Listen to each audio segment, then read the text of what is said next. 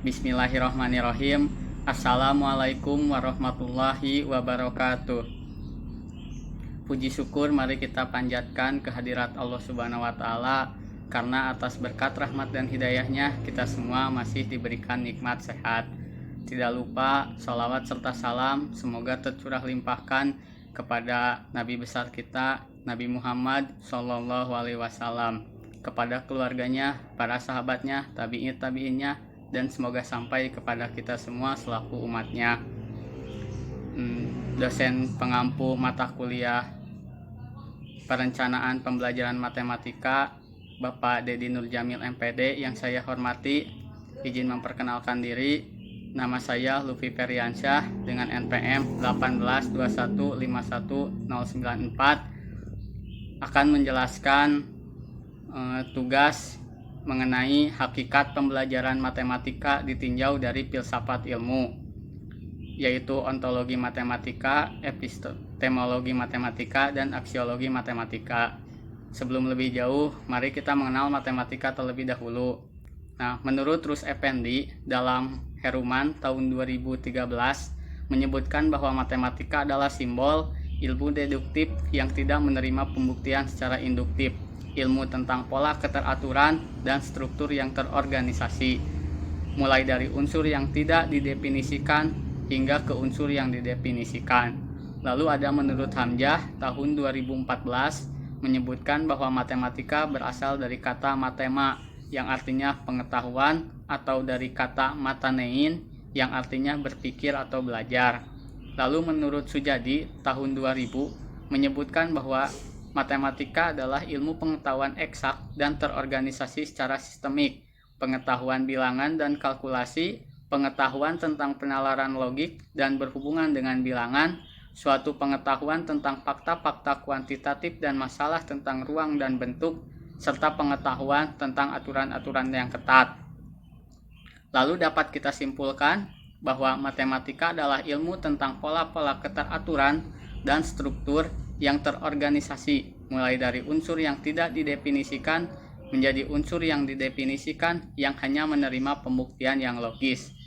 Nah, ditinjau dari filsafat ilmu, yang pertama ada ontologi matematika. Ontologi ini berasal dari bahasa Yunani, yaitu on yang artinya ada dan logos yang artinya ilmu atau teori. Jadi secara etimologi, ontologi berarti ilmu tentang keberadaan sesuatu yang ada. Nah, secara umum, ontologi adalah kajian filsafat tentang hakikat segala sesuatu yang ada, baik konkret maupun abstrak.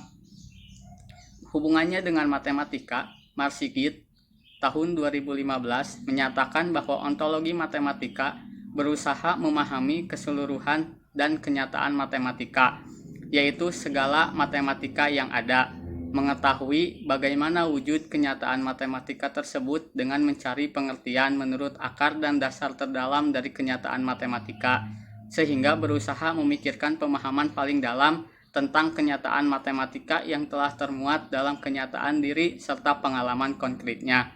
Lalu Haryono tahun 2015 menyatakan bahwa ontologi matematika merupakan suatu teori mengenai keberadaan tentang apa yang ada, menyelidiki sifat dasar dari apa yang nyata secara fundamental.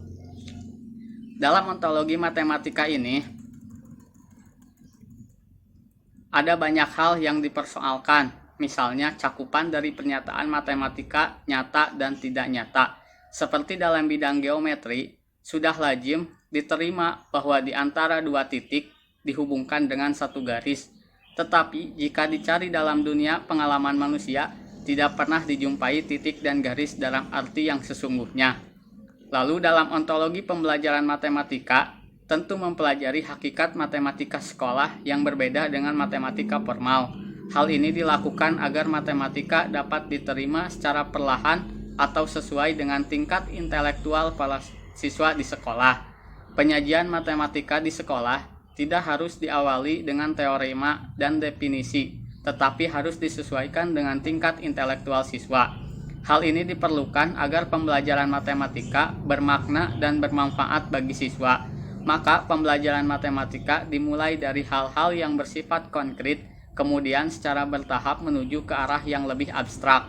Dengan demikian, Dimulai dengan memperkenalkan benda-benda konkret pada siswa SD, kemudian bertahap kepada situasi abstrak yang diajarkan pada siswa SMP dan SMA. Selanjutnya, mengenai epistemologi matematika. Epistemologi ini berasal dari bahasa Yunani, yaitu episteme, yang berarti pengetahuan atau kebenaran, dan logos, yaitu ilmu atau teori. Secara etimologi, epistemologi dapat diartikan ilmu pengetahuan yang benar. Epistemologi matematika menelaah segi-segi dasar pengetahuan matematika seperti sumber, hakikat, batas, dan kebenaran pengetahuan beserta ciri-ciri matematika yang meliputi abstraksi, ruang, simbol, bentuk, dan pola.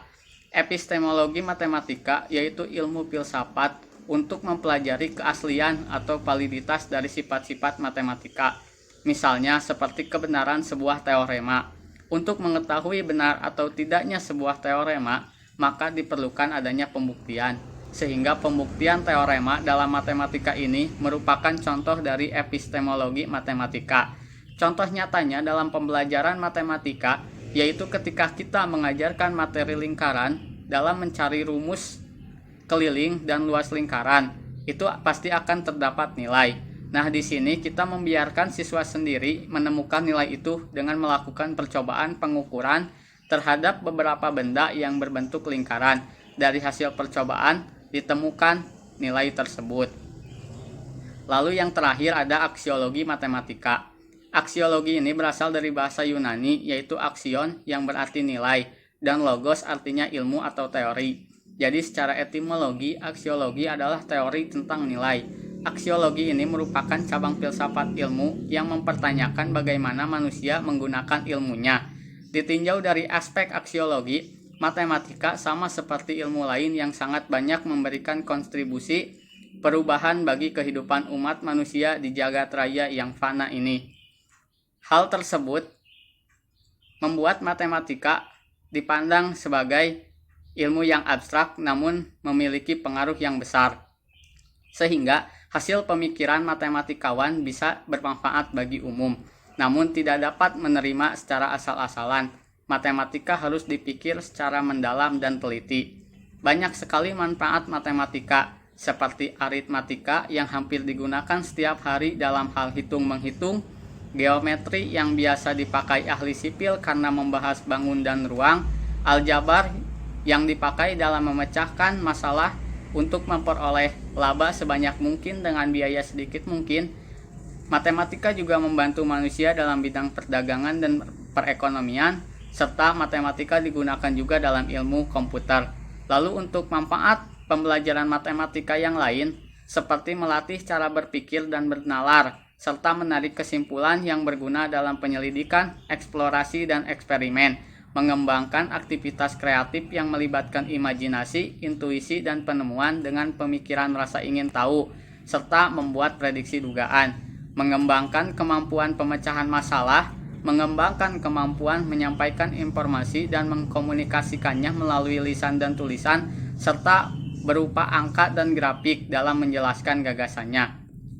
Nah, itu penjelasan dari saya mengenai hakikat pembelajaran matematika ditinjau dari filsafat ilmu. Mohon maaf apabila banyak kesalahan.